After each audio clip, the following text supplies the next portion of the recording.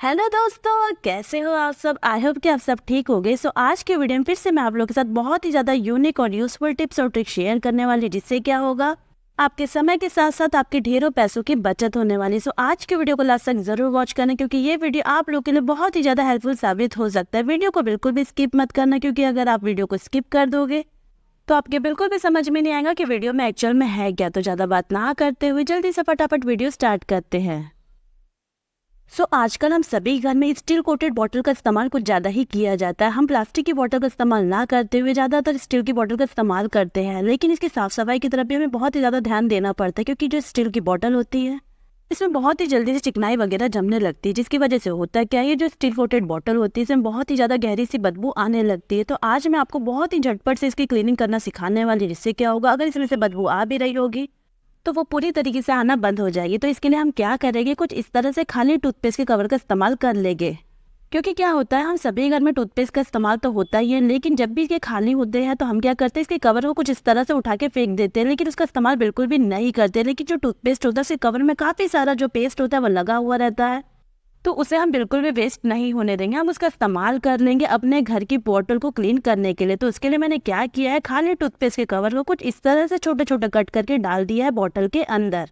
इसी के साथ ही अगर आप बहुत ही जल्दी में अपनी बॉटल की क्लीनिंग करना चाहते हो और अगर आप ब्रश का इस्तेमाल नहीं करना चाहते, तो आप क्या करोगे, कुछ इस तरह से इसके अंदर डाल दोगे चावल के दाने, जिसकी वजह से होगा क्या, आपकी बॉटल में जमी हुई जो भी चिकनाई वगैरह है ना, बड़ी आसानी से रिमूव हो जाएगी। साथ ही मैंने इसमें ऐड कर दिया है गर्मा गर्म पानी को, जिसकी वजह से होगा क्या, हमारे जो बॉटल से बदबू आ रही है वो पूरी तरीके से आना बंद हो जाएगी। साथ ही जो हमने टूथपेस्ट के कवर का इसमें इस्तेमाल किया है उससे बहुत ही अच्छा सा झाग बन जाएगा बॉटल में, और इससे हमारी जो बॉटल है बिल्कुल साफ सुथरी सी हो जाएगी और जो बदबू है ना वो पूरी तरीके से आना बंद हो जाएगी। तो आप देख सकते हो कितने आसानी से हमने झटपट से अपनी बॉटल की क्लीनिंग कर ली है। अब हम बॉटल के अंदर के पानी को निकाल कर इसे साफ पानी से वॉश कर लेंगे और इसका इस्तेमाल अब आप कर सकते हो, और इसमें से अब बिल्कुल भी बदबू नहीं आने वाली। साथ ही जो हमारी बॉटल है ना वो भी अब साफ सुथरी सी हो गई है। तो जब भी आपको जल्दी में घर से बाहर जाना हो तो आपको मेरी बताई गई ट्रिक का इस्तेमाल करके बड़े ही आसानी से बॉटल को क्लीन कर लेना है, जिससे क्या होगा, आपकी जो बॉटल है वो झटपट से क्लीन हो भी जाएगी और इसे क्लीन करने में आपको बिल्कुल भी समय नहीं लगने वाला है। अब हम क्या करेंगे, अपनी बॉटल को टैप वाटर के नीचे रख के अच्छी तरीके से क्लीन कर लेंगे। इससे क्या होगा, हमारी बॉटल में जो भी झाग बन के तैयार हुआ था वो अच्छी तरीके से बाहर निकल जाएगा और साथ ही हमारी जो बॉटल है ना बिल्कुल चमचमाने लगेगी। तो अगर आपको मेरी ये ट्रिक अच्छी लगी तो एक लाइक और शेयर जरूर करना। तो चलिए अब बात करते हैं हमारी नेक्स्ट टिप के बारे में। मैं अपनी नेक्स्ट टिप में आपको अपनी पायल को क्लीन करके दिखाने वाली हूँ, जिसका इस्तेमाल करके हमने अभी अभी अपनी बॉटल को क्लीन करके दिखाया था आपको। जब भी हमारे घर में कोलगेट खत्म हो जाए तो हमें उसके कवर को ना फेंकते हुए उसका इस्तेमाल करके अपने घर की 2 से 4 चीजों की साफ सफाई कर लेनी चाहिए। इससे क्या होगा, आपका जो घर का टूथपेस्ट है ना वो बिल्कुल भी बर्बाद नहीं होगा। साथ ही उसका इस्तेमाल करके हम अपने घर की चीजों की भी क्लीनिंग कर सकते हैं। तो हमें उसके कवर को बिल्कुल भी नहीं फेंकना है। तो मैंने क्या किया, कोलगेट के पानी में 10 मिनट तक के अपनी पायल को डिप करके रखा है और उसके बाद मैंने उसे बाहर निकाल कर अपने ब्रश से अच्छी तरीके से उसे क्लीन कर लिया, जिससे क्या हुआ, मेरी जो पायल है ना वो अच्छी तरीके से साफ सुथरी हो गई। साथ ही बहुत ही अच्छी तरीके से चमचमाने भी लगी है। तो इस दिवाली अगर आप बहुत ही ज्यादा कामों में बिजी हो और आपको बिल्कुल भी समय नहीं मिला पायल को क्लीन करने के लिए, और अगर आप दिवाली पार्टी में कहीं जा रहे हो, तो आपको झटपट मेरी बताई गई ट्रिक का इस्तेमाल करके अपनी पायल की क्लीनिंग कर लेना है, तो आपकी पायल है बिल्कुल चमचमाने लगेगी। तो चलिए बात करते हैं हमारी नेक्स्ट टिप के बारे में। इस्तेमाल में लाने वाली हूँ मोमबत्ती का, जिसका इस्तेमाल करके आप ढेरों दिए को जला पाओगे। तो हम क्या करेंगे, सॉस पैन के अंदर डाल देंगे मोमबत्ती को, और मोमबत्ती को तब तक के हमें रखना है सॉस पैन में जब तक कि हमारी मोमबत्ती पिघलना। और जैसे ही हमारी मोमबत्ती पिघलना स्टार्ट होगी, हम क्या करेंगे, गैस को ऑफ कर देंगे, जिससे क्या होगा, हमारी मोमबत्ती बड़ी आसानी से पिघल भी जाएगी, साथ ही वो बिल्कुल भी नहीं जलेगी। तो आज मैं मोमबत्ती का इस्तेमाल करके आपको ढेरों दियों को जला के दिखाने वाली हूँ, और इसका इस्तेमाल करने से होगा क्या, आप बड़े ही आसानी से दिए को जला भी पाओगे। साथ ही आपको दिए को जलाने के लिए बार बार दिए में तेल भी नहीं डालना पड़ेगा, क्योंकि आज मैं मोमबत्ती का इस्तेमाल करके आपको दिए को जलाकर दिखाने वाले हूँ।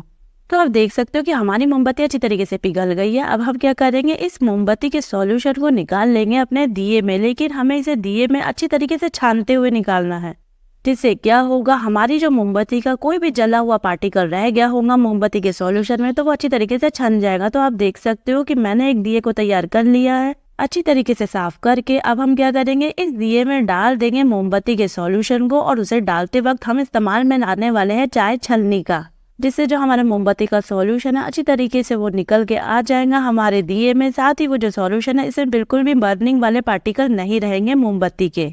अब इसी स्टेज में हमें डाल देना है बाती को, जिससे क्या होगा हमारी जो बाती है वो अच्छी तरीके से भीग जाएंगी मोमबत्ती में, साथ ही उसे जलने में हमें बहुत ही ज्यादा आसानी जाने वाली है। लेकिन अभी भी हमारा काम पूरा नहीं हुआ, अभी भी हमें एक चीज और करनी है, जिससे क्या होगा हमारा जो दिया है ना वो काफी देर तक के जलता रहेगा। तो इसके लिए हम क्या करेंगे, ले लेंगे एक नेल पेंट और नेल पेंट को लगा देंगे अपने बाती के ऊपर वाले सिरे में, जिससे क्या होगा हमारी जो बाती है ना काफी देर तक के जलती भी रहेगी और वो आग को पकड़ के भी रहेगी, बिल्कुल भी हवा आने पे नहीं बुझने वाला है हमारा दिया। तो जिसके लिए हमें क्या करना है, लगा देना है बाती के ऊपर नेल पेंट को। ऐसा करने से होगा ये, जैसे ही हम दिए को जलाएंगे इससे जो लौ उठेगी वो काफी ऊंची उठेगी और ये एक ही दिया काफी दूर तक के रोशनी फैलाएगा। इसी के साथ ही हमारा जो दिया है ना ये घंटों तक के जलता रहेगा, बिल्कुल भी हवा आने पे नहीं बुझने वाला है। तो इसके लिए मैंने लगा दिया है नेल पेंट को अपने बाती के ऊपर। तो आप देख सकते हो कि जैसे ही मैंने अपने दिए को जलाया है इससे जो लौ उठ रही है वो कितनी ऊंची उठ रही है, जिससे क्या होगा आप एक ही दिए में काफी दूर तक के रोशनी को हर साल दिवाली में हम सभी दिए और बाती को बाहर से खरीद के लाते हैं, लेकिन कई बार ऐसा होता है कि जब भी हम बातियों को बाहर से खरीद के लाते हैं तो वो बहुत ही ज्यादा हमारे घर को काला करती है और साथ ही उस जगह को भी बहुत ही ज्यादा ऑयली कर देती है जहाँ पर हम दिया रखते हैं। तो आज मैं आप लोग के साथ कुछ ऐसी ट्रिक शेयर करने वाली जिससे क्या होगा आपकी जो दिए के साथ जो बाती है ना वो बड़े आसानी से जल भी जाएगी, साथ ही वो कम तेल भी पिएगी और काफी लंबे समय तक जलती रहेगी। इसी के साथ ही ना ही वो घर को काला करेगी और ना ही वो घर को ऑयली करने वाली। तो आज मैं उसके लिए आप लोग के साथ कुछ ऐसी ट्रिक शेयर करने वाली हूँ, इससे क्या होगा आप कम समय में ढेरों बातियों को बनाकर तैयार कर लोगे। तो इसके लिए मैंने लिया है रुई का बड़े साइज का टुकड़ा, जिसे मैंने छोटे छोटे टुकड़ों में डिवाइड कर लिया है। इसी के साथ ही हम बाती को तैयार करने वाले हैं अगरबत्ती का इस्तेमाल करके, जिसका इस्तेमाल करने से होगा क्या आप बड़े ही आसानी से लंबी बातियों को बना के तैयार कर भी लोगे। साथ ही अगरबत्ती का इस्तेमाल करने से जो आपकी लंबी बाती है ना वो आपके घर को काला भी नहीं करेगी, साथ ही वो बहुत ही अच्छी तरीके से जलेगी भी और काफी लंबे समय तक जलती रहेगी। इसी के साथ ही वो बहुत ही कम तेल को पीने वाली है। तो इसके लिए मैंने अगरबत्ती के ऊपर के कवर को पूरी तरीके से निकाल लिया है और उसका इस्तेमाल करके मैंने लंबी बाती को बड़े ही आसानी से बना के तैयार कर लिया है। तो हमने क्या किया है, रुई के बड़े से टुकड़े को लगा दिया था अगरबत्ती के ऊपर और जिसे हमने हथेलियों की मदद से रोल करते हुए बड़े ही आसानी से बनाकर तैयार कर लिया है। तो आपने देखा कितने आसानी से हम अगरबत्ती का इस्तेमाल करके लंबी बाती को बना के तैयार कर सकते हैं। आप बड़े ही आसानी से कम समय में भी ढेरों बातियों को बना के तैयार कर सकते हो। इसी के साथ ही आप चाहो तो इसे टीवी देखते देखते भी बना के तैयार कर सकते हो। अगरबत्ती का इस्तेमाल करने से लंबी बाती को बनाने वाली जो ट्रिक है ना बड़े ही आसान है, इसे चाहे तो बच्चे भी बना के तैयार कर सकते हैं। तो देखा आपने कि हम अगरबत्ती का इस्तेमाल करके जितनी चाहे उतनी लंबी बातियां बना के तैयार कर सकते हैं। तो मिलती हूँ मैं अपने नेक्स्ट वीडियो में, तब तक के लिए बाय बाय।